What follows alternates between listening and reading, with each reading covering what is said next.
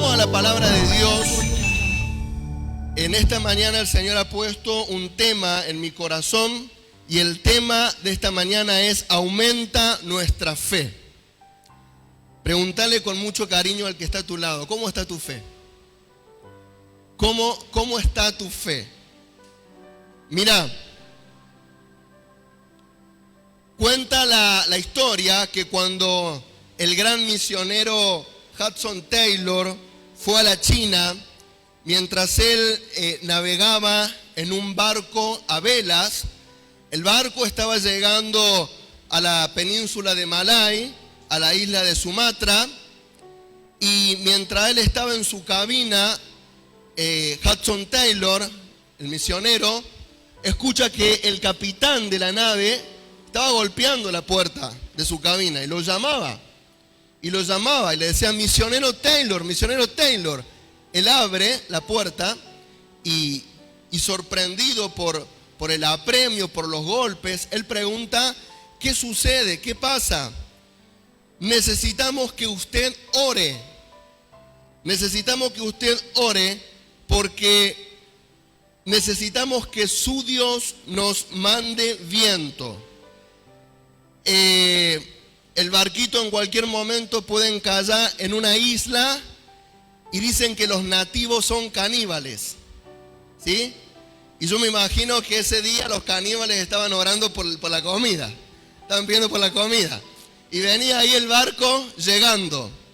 Y a mí me ha sorprendido la respuesta de Hudson Taylor. Él le dice al capitán, está bien, voy a orar a mi Dios para que nos mande viento. Pero quiero pedirle algo, yo necesito que usted levanta y abra las velas del barco.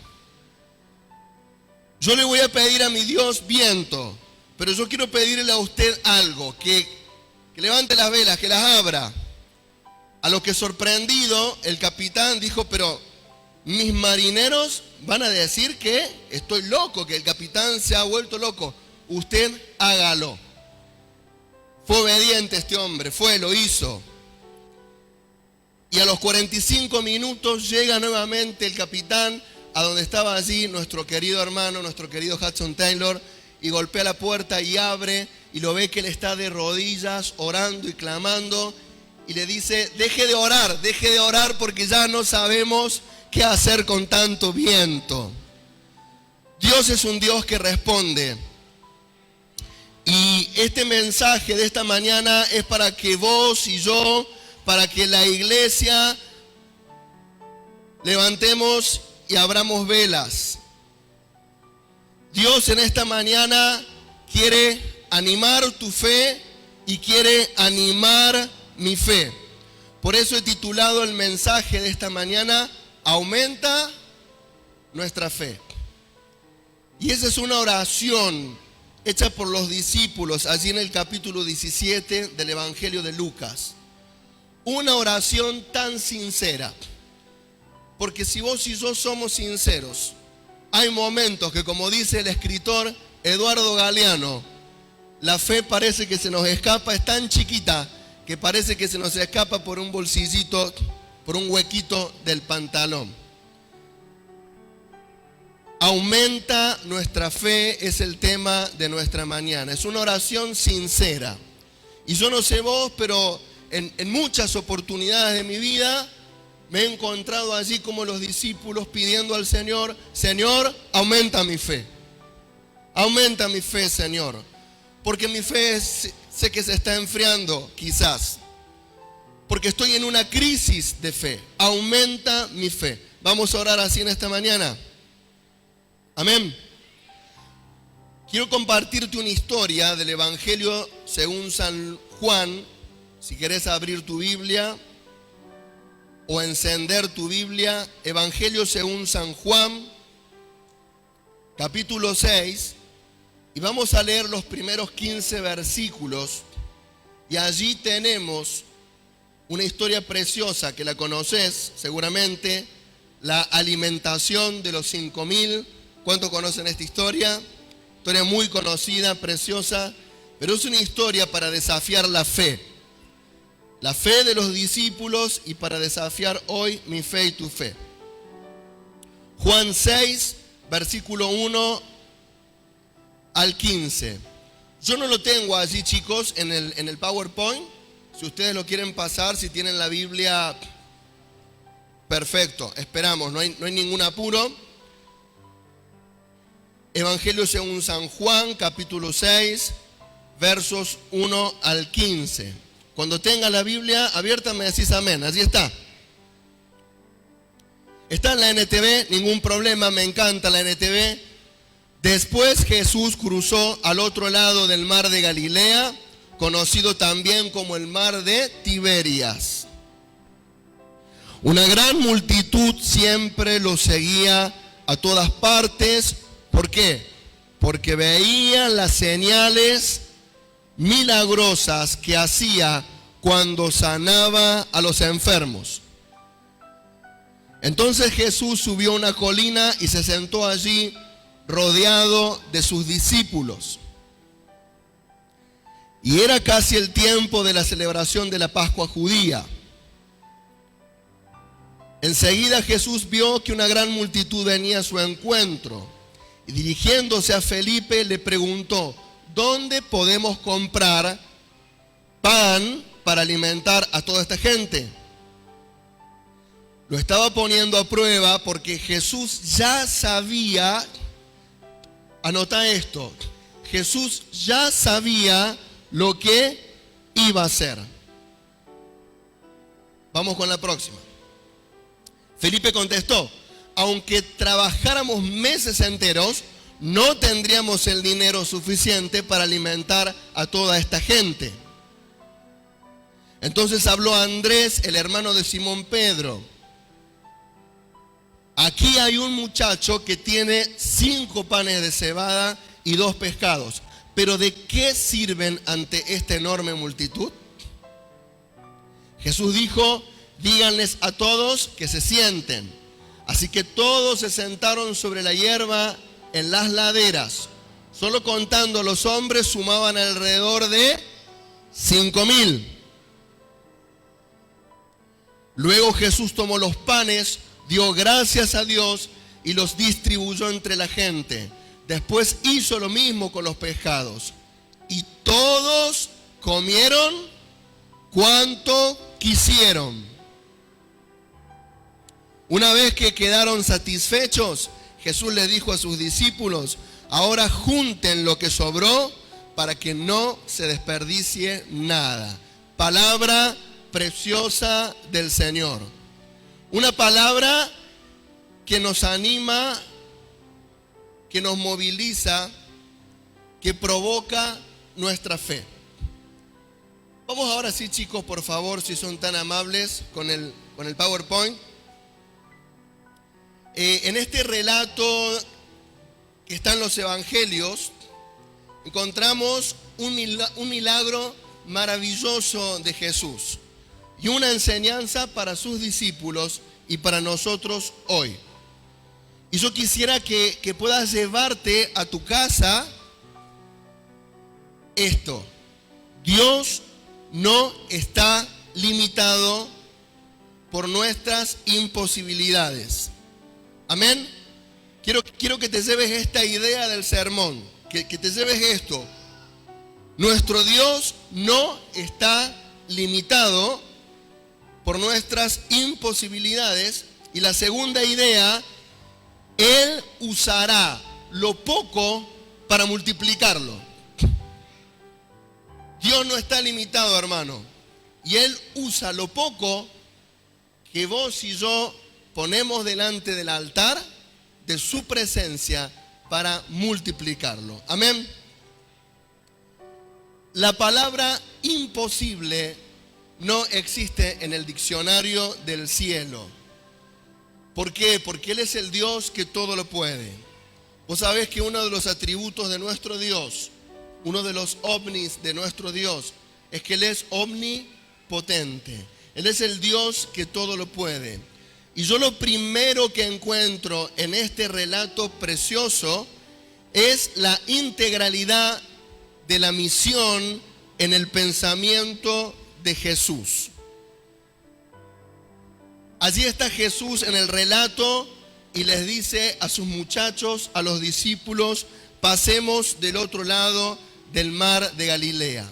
¿Y qué sucedió? Inmediatamente, dice el relato del Evangelio, que mucha gente, ¿qué hizo? Comenzó a venir, a llegar, multitudes, una aglomeración de almas allí, a llegar ante Jesús. ¿Y cuál era la motivación? ¿Por qué llegó la gente? ¿Por qué venía la gente?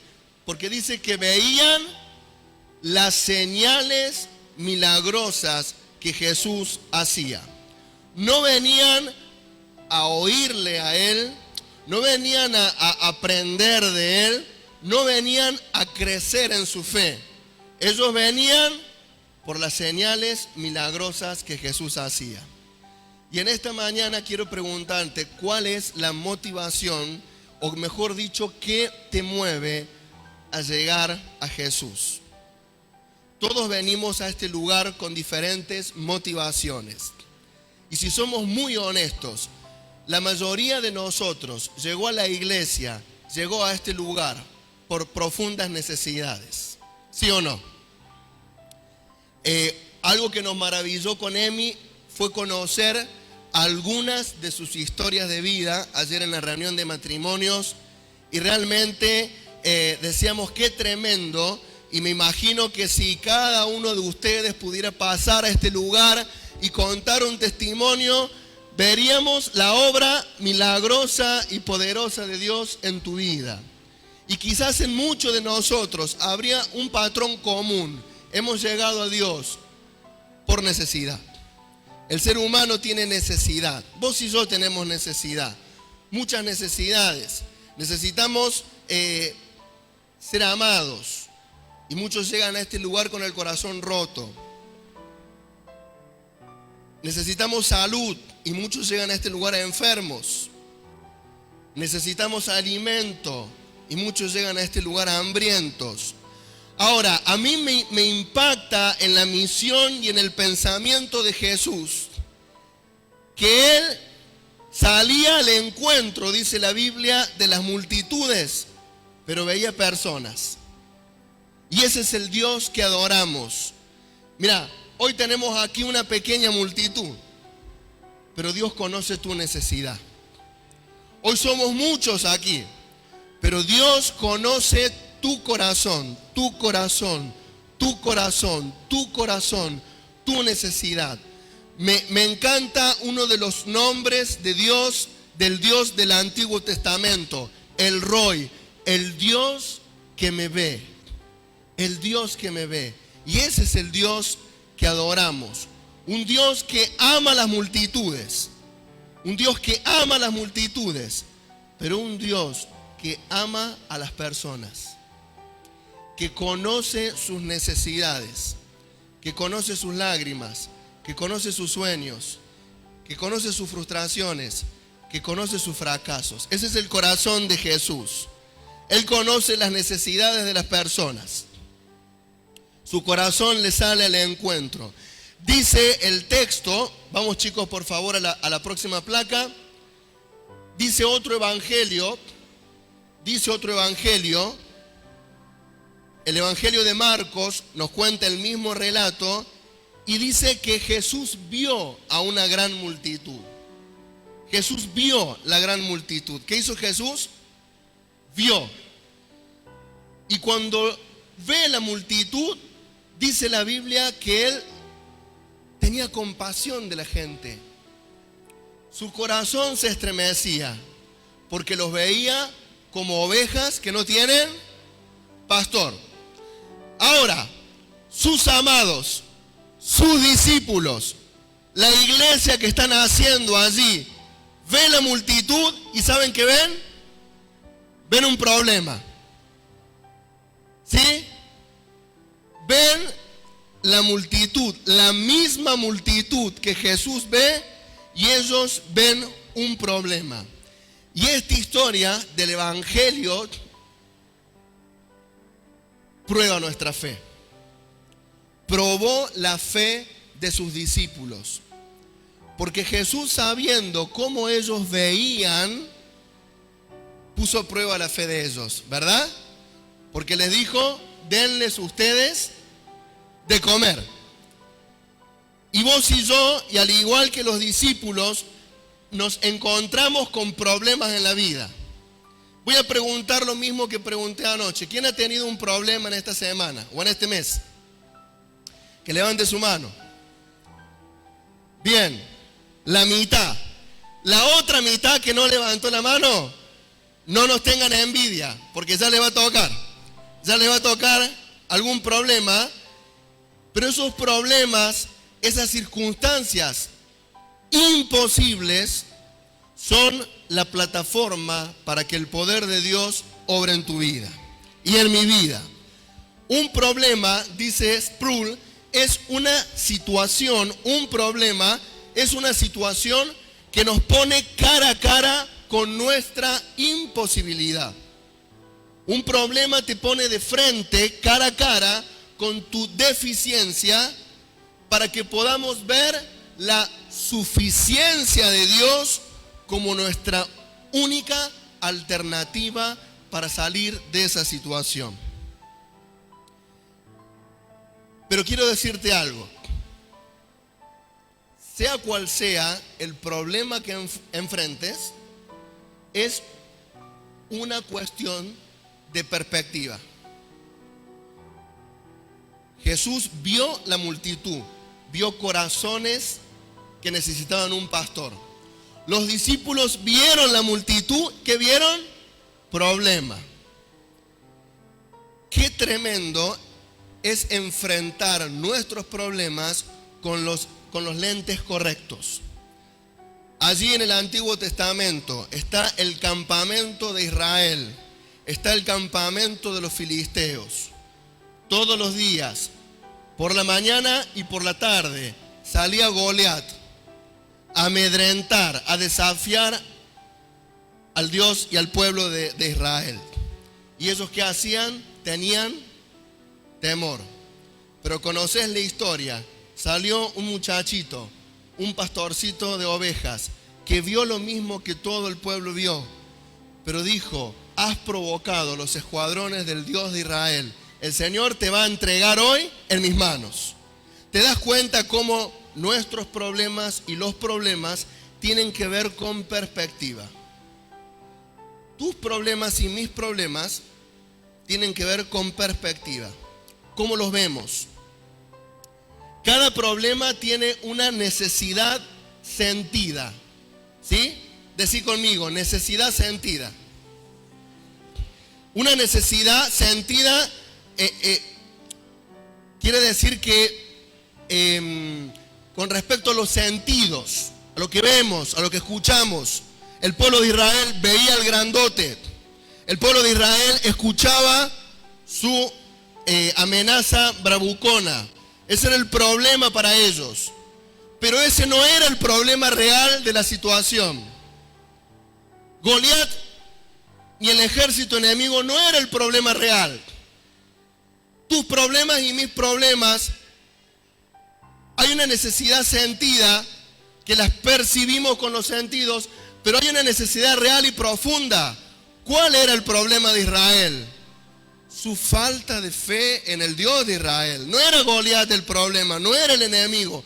Era la falta de fe, era la falta de confianza en el Dios de Israel. El problema no era la multitud. Si vos y yo estábamos allí con Jesús, quizás hubiésemos reaccionado igual. Son muchos, la hora está avanzada, el lugar es desierto, no tienen para comer. Pero me encanta Jesús, porque Él les dice: acá el problema es que hay almas agobiadas, hay almas que no tienen ovejas, que no tienen pastor, hay ovejas sin pastor. ¿Te das cuenta? ¿Cuál es tu verdadero problema? ¿Cuál es tu verdadero problema? Muchos hemos levantado la mano. Yo soy maestro de escuela primaria. Y me ha tocado la desgracia, la bendición de ser director en este año. Dios me ayude. Así que a mí me encanta llevarte a la reflexión. Quiero que pienses, ¿cuál es tu verdadero problema? ¿Cuál es tu verdadero problema? Mira, en la pastoral trabajamos permanentemente con personas y llegan parejitas y llegan matrimonios. ¿Y cuál es su problema, chicos? Que no llegamos a fin de mes. Que no llegamos a fin de mes. Que la tarjeta... Teníamos una señora una vez, Emi, que decía que el diablo había usado su tarjeta de crédito. Macana. No estaba viendo el problema. ¿Cuál era el verdadero problema? El no tener sabiduría para administrar. Pero mucho nos pasa que vemos el problema, vemos un problema aparente, pero qué bueno que vos te preguntes, ¿cuál es el verdadero problema? Mira, Dios es un Dios que quiere obrar en tu vida para darte victoria sobre ese problema. Amén. Sobre esa circunstancia difícil. Pero el Señor, sospecho, porque es el trato que tiene mi Dios conmigo, Él va muchas veces a presentarme desafíos, pruebas, circunstancias difíciles en la vida para moldear mi carácter. Y lo primero que yo tengo que ver, lo primero es definir cuál es el problema. Y ese es el asunto, porque eso va a provocar la fe. Eso va a desafiar la fe. Vamos con la próxima, chicos. Fíjate ahora bien. Cuando Jesús le dice a los discípulos, denles ustedes de comer, allí va a confrontar la fe de ellos. ¿Por qué? Dice el versículo 6, esto decía esto decía para probarle, porque él sabía lo que iba a hacer. Segundo punto de esta historia, la importancia de la presencia y la acción de la fe. Lo más precioso que vos tenés es la fe. ¿Sabías eso? Nuestra fe es más precioso que el oro, dice la palabra de Dios. ¿Y sabes qué? Satanás va a atacar siempre allí. Pero Dios va a utilizar las circunstancias difíciles para desarrollar tu fe. Para que tu fe y mi fe se pongan en acción. Qué importante es enfrentar los problemas, las imposibilidades con la fe. Ahora, en los próximos 5, 10 minutitos, quiero que veamos juntos cómo enfrentan los discípulos el problema. Y yo sospecho que la manera en la que los discípulos van a responder al desafío de fe que les está presentando Jesús, muchas veces es la manera en la que vos y yo respondemos. Vamos con el primero. ¿Quién aparece primero en escena? Felipe. Vamos a ver qué le dice Felipe al Señor. No, antes de Felipe, fíjate lo que pasa. Vamos con la próxima, chicos, si son tan amables. Vamos con la próxima. Una más. Fíjate la primera respuesta de los discípulos. Despídelos. ¿No? El Señor les dice, denles ustedes de comer. Les pasa la pelota. Y ellos devuelven. ¿Y qué le dicen al Señor? Despídelos. Para que vayan a los campos y a aldeas de alrededor y compren pan, pues no tienen que comer. Si somos muy honestos, muchas veces vos y yo, ante los problemas que se nos presentan en la vida, tenemos esta primera actitud. Nos desentendemos de los problemas. Si somos muy honestos en esta mañana, allí en tu corazón, quiero preguntarte si enfrentas tus problemas. No sé si pasa en Tucumán, pero en Córdoba, lo primero que hacemos con un problema, ¿a quién llamamos? al pastor. Y ahí está en rojo vivo el teléfono del pastor, ¿no?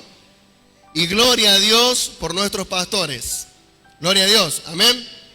Son una bendición. Nos han ayudado los pastores a resolver problemas en la vida. Amén. Me acuerdo nuestro primer año de casados con Emi. Qué primer año de casados, ¿no? Ay, ay, ay. ¿A dónde íbamos? A nuestro pastor, al pastor Daniel. Pastor Daniel, porque ella, y y porque él, y y nos ayudaba, ¿o no? Vaya si nuestro querido pastor Daniel nos ayudó a resolver problemas. Pero ¿sabes cómo nos ayudó? ¿Y sabes cómo Dios quiere ayudarte a resolver el problema? Enfrentándolo. ¿Sí? El primer tiempo ayer de Argentina era un problema, ¿o no era así? Estaba ahí trabada la cosa, que no pasaba nada. ¿Qué hizo el técnico? Scaloni, cambios. ¿Y a quién puso? A un ex jugador de River Plate, señores. Bueno, no me apedren. Algún defecto tenía que tener el pastor. Ahí lo puso al pichón, a Enzo Fernández, grosso. Hay que enfrentar el problema. Hay que pedir la pelota. Hay que enfrentar el problema, ¿sí o no? ¿Será que nuestro técnico, nosotros no tenemos una escaloneta, tenemos una cristoneta? ¿Será que el técnico, con este mensaje, con esta palabra, te quiere decir, entra a la cancha porque vos vas a resolver el problema? ¿Será así? Bueno, vamos a otra oportunidad. ¿Será que el técnico quiere animarte a que enfrentes los problemas? Me encanta porque era imposible. Estaba difícil el partido que tenían los discípulos. Era imposible. Pero Jesús los quiere hacer parte.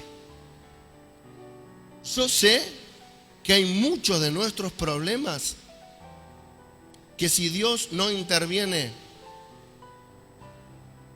no hay vuelta, ¿no? Pero Él, nunca te olvides, hermano, que quiere hacerte parte en la solución del problema. Amén. No te desentiendas. Decirle al que está a tu lado, no te desentiendas. Agarra la pelota. Decirle, anda al frente. Dios quiere que enfrentes tus problemas, que seas parte de la solución. Yo me acuerdo, nuestro primer año de casados, tomé una suplencia en una escuela. ¿Te acordás de mí? La suplencia se terminaba en diciembre.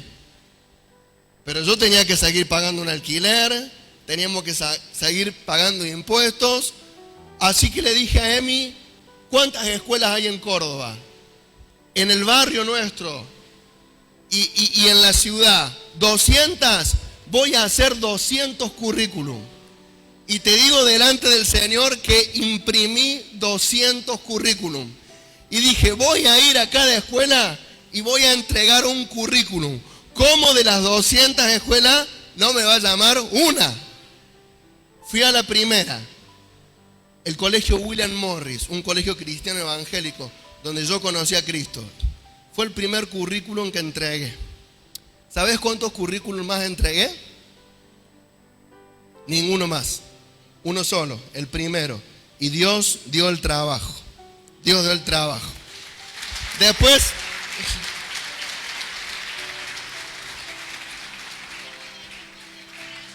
claro, y después tenía un toco así de hojas que las agarramos de borradores. No importa. Dios ve la actitud. Dios ve la actitud tuya ante tus problemas.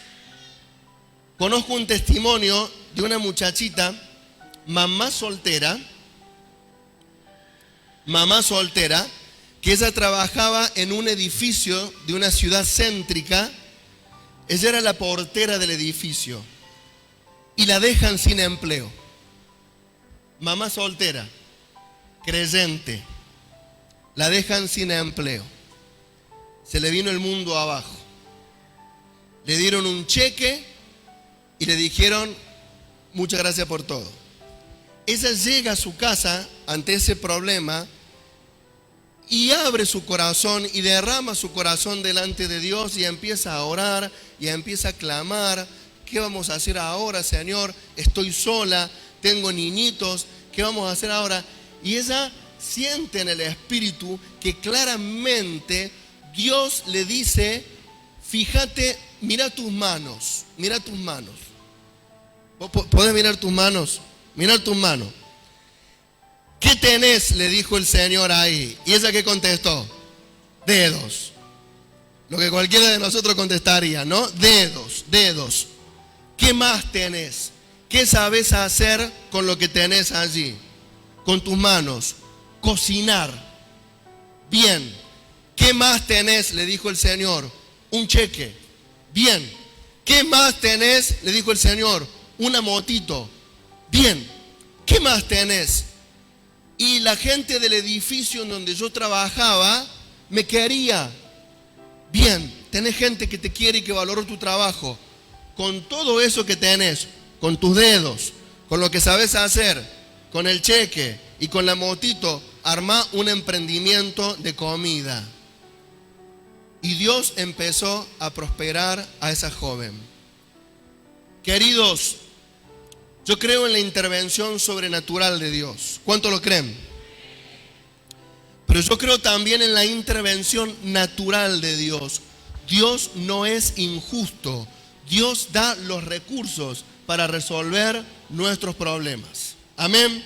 Dios es un Dios que da los recursos. Dios te ha dado, dice la Biblia, que somos imagen, que a imagen y semejanza de Él el Señor nos ha hecho. Por lo tanto, Dios ha puesto en vos y en mí la creatividad del cielo para resolver nuestros problemas y para ayudar a otros y bendecir a otros a resolver sus problemas. Amén. Vamos con la próxima, ahora sí. La mayoría del equipo de la Cristoneta de Jesús, ¿qué dijeron? Despedilo, Señor. No es problema nuestro. Una respuesta indiferente, no nos vamos a hacer cargo. Ellos vinieron solitos acá, que solitos se vuelvan. Pero miren ahora la respuesta de Felipe. Cuando alzó Jesús los ojos, vio que había venido a él gran multitud y le dijo a Felipe: ¿de dónde compraremos pan para que estos coman? Pero esto decía para probarle, porque él sabía lo que había de hacer. Felipe le respondió. Segunda respuesta. Primera respuesta era: despídelos, desentendernos del problema. La respuesta de Felipe, versículo 7: 200 denarios de pan no bastarán para que cada uno de ellos tome un poquito. Segunda respuesta a los problemas: detenernos por la imposibilidad. Primera respuesta: desentenderme. Dios no quiere eso para tu vida y para mi vida. Segunda respuesta: me gusta Felipe porque Felipe quiere hacer algo, ¿o no? Felipe quiere hacer algo. Felipe quiere intervenir. Felipe quiere ser parte de la respuesta. Pero Felipe, ¿qué hace? Saca la calculadora. Felipe empieza a calcular matemáticamente el problema. ¿Y cuánto de nosotros ante un problema la primera reacción es: ¿cuánto cuesta? ¿O no? ¿Cuánto me va a salir esto? ¡Ay, qué problema! ¿Cuánto cuesta? ¿Cuánto me va a salir? ¿Y a cuántos no le dan los números? Ay, bueno, son muy prósperos acá, hermanos. Qué bueno que hubo pocos amén. Pero muchas veces yo agarro la calculadora y al ver que no tengo los recursos para resolver el problema, eso me detiene. Eso me detiene. Eso me paraliza. A mí me gusta porque nuestro texto dice: Jesús sabía lo que iba a hacer. Tu problema tiene solución en Cristo Jesús. Él sabe lo que va a hacer. Él sabe y Él tiene los recursos para resolver tus problemas, pero como venimos diciendo, quiere hacerte parte. ¿A dónde vamos con nuestros problemas?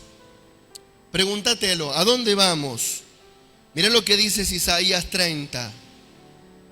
Dice, el versículo 30 te leo: ay de los hijos que se apartan, dice Jehová, para tomar consejo y no de mí, para cobijarse con cubierta y no de mi espíritu, añadiendo pecado a pecado, que se apartan para descender a Egipto y no han preguntado de mi boca, para fortalecerse con la fuerza de Faraón y poner su esperanza en la sombra de Egipto.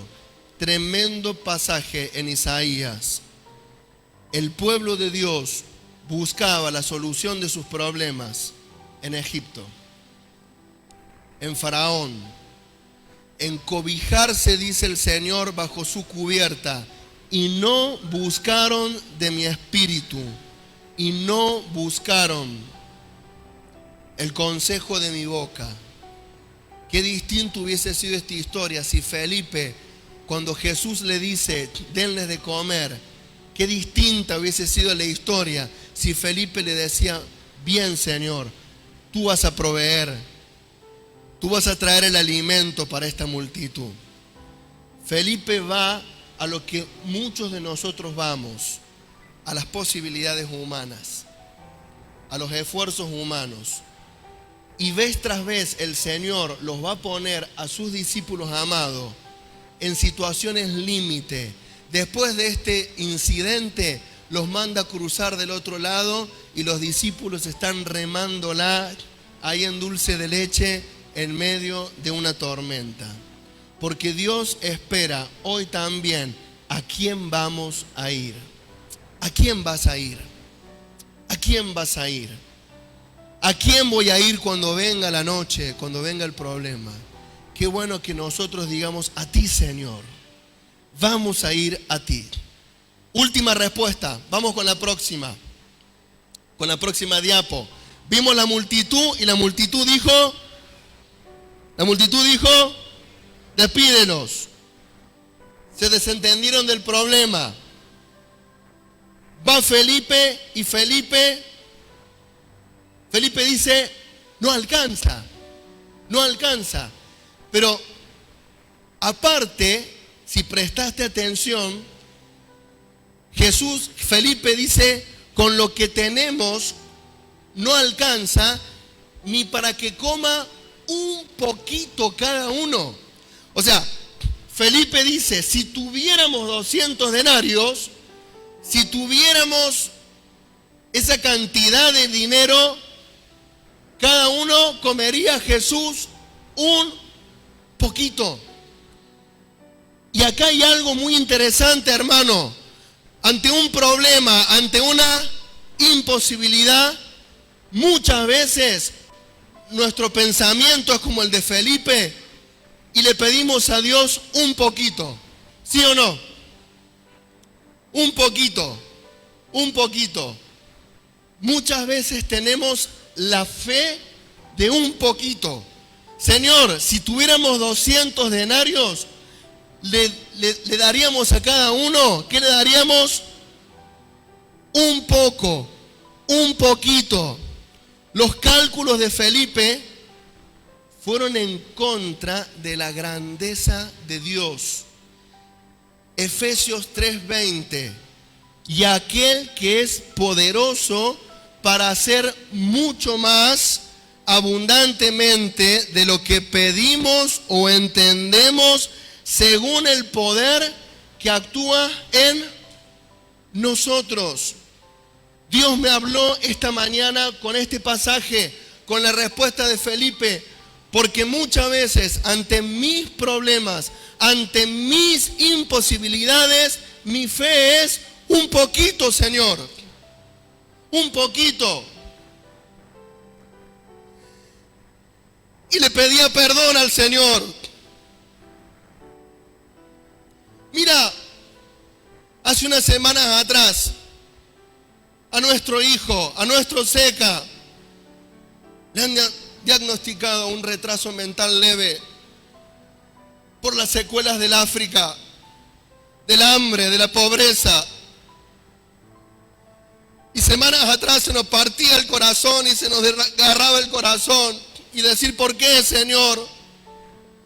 Se ha sufrido tanto. ¿Por qué ahora este diagnóstico? Y quiero confesarte que la fe de mi esposa y la mía era bueno, Señor, que aunque sea aprenda a leer, que aunque sea aprenda a escribir, porque su coeficiente intelectual llega hasta ahí, un poquito. Y hoy el Señor con su palabra me desafió. ¿Por qué tenés una fe de un poquito? ¿Por qué, si bien hay un diagnóstico médico, un problema que es real sobre la vida de tu hijo, por qué tu fe tiene que ser un poquito? Señor, esta mañana me ha desafiado a ver a mi hijo y a las imposibilidades humanas con fe. Y yo pensaba en este ejemplo de la muchacha, y yo veía la vida de Zeca, y lo veo, y él ¿qué tiene? ¿Qué le has dado, Señor? Es africano. Ah, qué bien. ¿Y cómo son los africanos? No tienen pancita como los latinos. ¿Cómo son los africanos? Atletas. Ah, le diste eso a mi hijo. ¿Y qué sabe hacer tu hijo? Y yo me ponía a ver, y por ahora no sabe contar, no sabe... No, ¿qué hace Zeca? Corre. El negrito mío, corre. Dios me desafió mi fe. Hoy le dije a Emi, Zeca va a ser una atleta. Zeca va a ser una atleta. Yo hoy le voy a predicar. Yo le decía al Señor, no, por favor no aplauda porque me siento realmente avergonzado delante de ustedes. Porque yo hoy le decía al Señor, yo le voy a hablar a la iglesia de aumenta nuestra fe. Y este sermón es para mí en primer lugar. Aumenta mi fe, Señor. No ver a mi hijo con sus imposibilidades. Ver que vos lo podés levantar y llevar a la grandeza a pesar de sus imposibilidades. Chicas solteras de la iglesia, no levanten la mano, ¿no?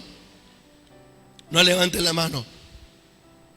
Quizás vos estás orando o estás implorando o clamando por un novio.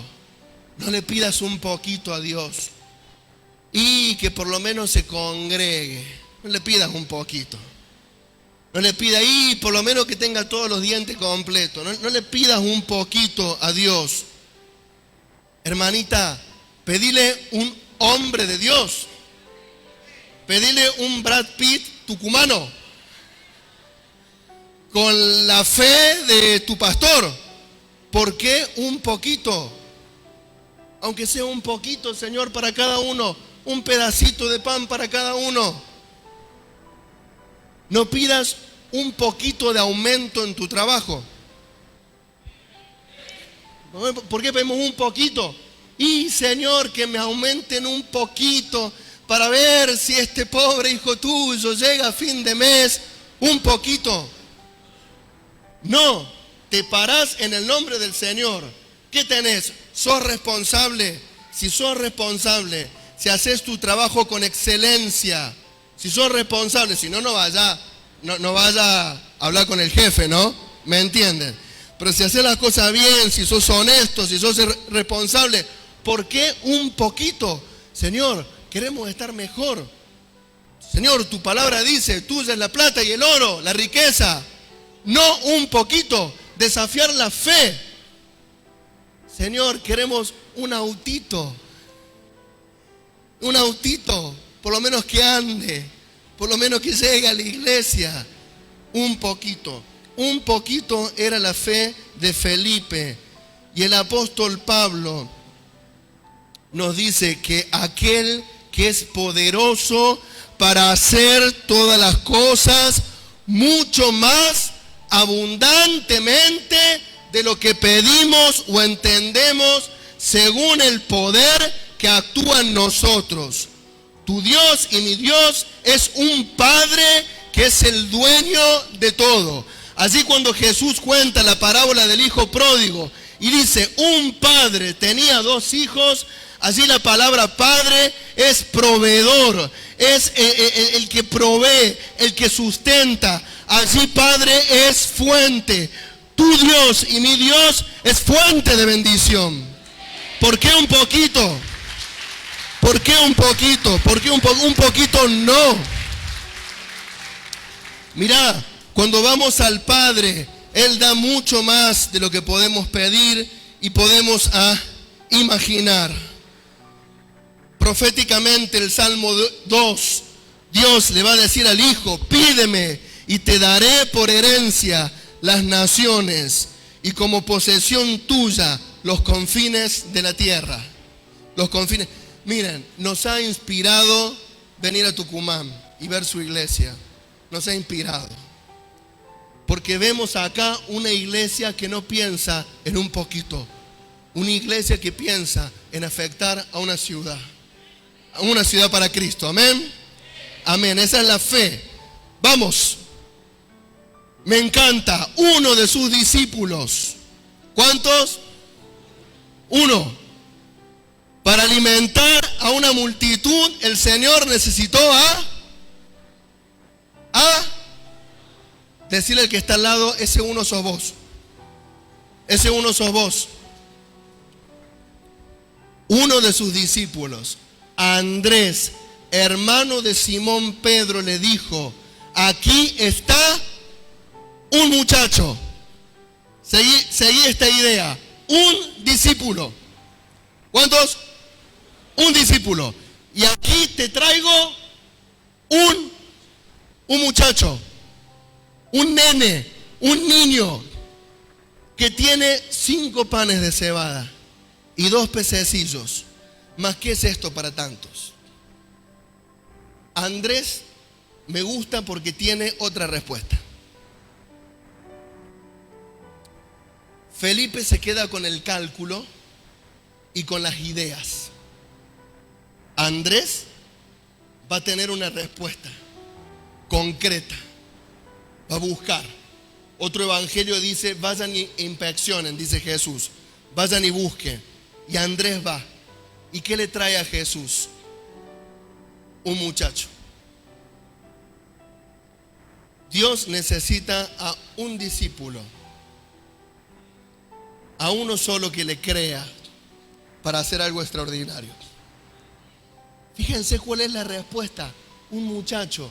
Allí la palabra muchacho me habla de un niño pequeño entre 5 y 6 años. Y ese muchacho pequeño, ¿qué trae? Un almuerzo pequeño. Seguí la idea. Un discípulo trae un muchacho pequeño y ese muchacho pequeño trae un almuerzo pequeño, 5 panes de cebada. ¿Alguien sabe qué son los panes de cebada? En el contexto bíblico, una tortillita finita que era el alimento de los pobres.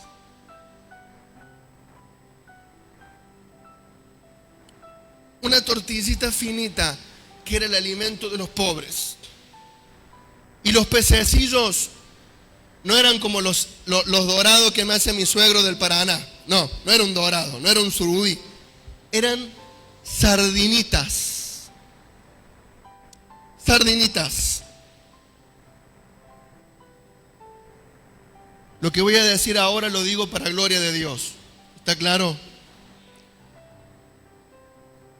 ¿Sabes en dónde está la iglesia más avivada de la Argentina? En el norte, en los lugares de menos recursos. ¿Sabes? En el mundo, hoy, en las misiones modernas, hoy, en donde Dios encuentra discípulos que lo dan todo, aunque tengan poco, en el sur global del mundo, la iglesia latinoamericana y la iglesia asiática es la iglesia que está volviendo a la fe apostólica. Tienen poco, pero lo ponen a lo poco sacrificialmente en las manos de aquel que multiplica lo poco, que obra milagros y prodigios con lo poco. Escucha bien, dice la Biblia, y él sabía lo que iba a hacer. Jesús va a manifestar su poder y su gloria, y el instrumento va a ser un discípulo, un niño pequeño con un almuerzo pequeño, pero que está puesto en las manos de Dios. Lo poco para ese niño era todo. Tú me haces acordar a la historia de la viuda y del profeta Elías. Dios manda a su profeta allí a Sarepta, ¿se acuerdan? Y Dios lo envía a la casa de una mujer pobre, una mujer viuda, y el profeta en un momento le dice, dame de comer. Y la mujer tenía un hijo y ella hace una tortilla, y a esa tortilla la parte a la mitad y la mitad se la da al profeta, y lo que queda come ella y come el hijo. ¿Y se acuerdan lo que le dijo el profeta Elías a esta mujer? Porque Jehová Dios de Israel ha dicho así: la harina de la tinaja no escaseará, ni el aceite de la vasija disminuirá, hasta el día en que Jehová haga llover sobre la faz de la tierra. Esa mujer fue prosperada milagrosamente, porque lo que para ella era poco lo dio sacrificialmente, y a eso Dios lo multiplicó. Y Dios así, en esta historia, Jesús alimentó a una multitud. Dios podrá alimentar a Tucumán con esta iglesia preciosa. ¿Será que nosotros tenemos los recursos para alimentar espiritualmente a multitudes? ¿Será que la iglesia Roca de Salvación tiene esos pescados y esos peces para alimentar a una multitud? Amén, créelo, créelo. Terminamos la obra de Jesús. Quiero que te pongas de pie y que leamos juntos esto. Entonces Jesús dijo: haced recostar a la gente. Y había mucha hierba en aquel lugar, y se recostaron como el número de 5,000 varones. No sé si los hermanos pueden pasar y ministrarnos aquí una melodía, que el Señor les guíe. 5,000 varones. Quiero que leas el versículo 11 conmigo, juntos. Yo no sé si hay algún imposible en tu vida, si hay algún desafío de fe para tu vida en este tiempo, si hay algún problema que quizás piense está muy difícil el partido, vamos perdiendo, Señor. Yo quiero desafiar tu fe en esta mañana y que puedas ver con los ojos de la fe lo que Jesús hace cuando alguno de nosotros viene a Él con un corazón como el de Andrés y como el de muchacho. Tomó Jesús aquellos panes y, habiendo dado gracias, los repartió entre sus discípulos, y los discípulos entre los que estaban recostados, asimismo de los peces, cuanto querían. Quisiera que lleves esto en tu corazón, iglesia amada. La obra de Dios es la multiplicación a una respuesta de fe. Jesús va a tomar esos panes y va a tomar esos pececillos en sus manos, y antes de que ocurra el milagro, levanta los ojos al Padre y dice: Padre, gracias, porque del cielo va a venir tu provisión para esta multitud. Yo quiero que presentes en el altar en esta mañana tu problema. Yo quiero que lo pongas delante del Señor y que levantes los ojos al cielo como Jesús y lo ofrezcas y digas: gracias, Señor, porque viene la respuesta. Eso es una provocación a la fe. La fe, dice Hebreos, es la certeza de lo que se espera. Es la convicción de lo que no se ve.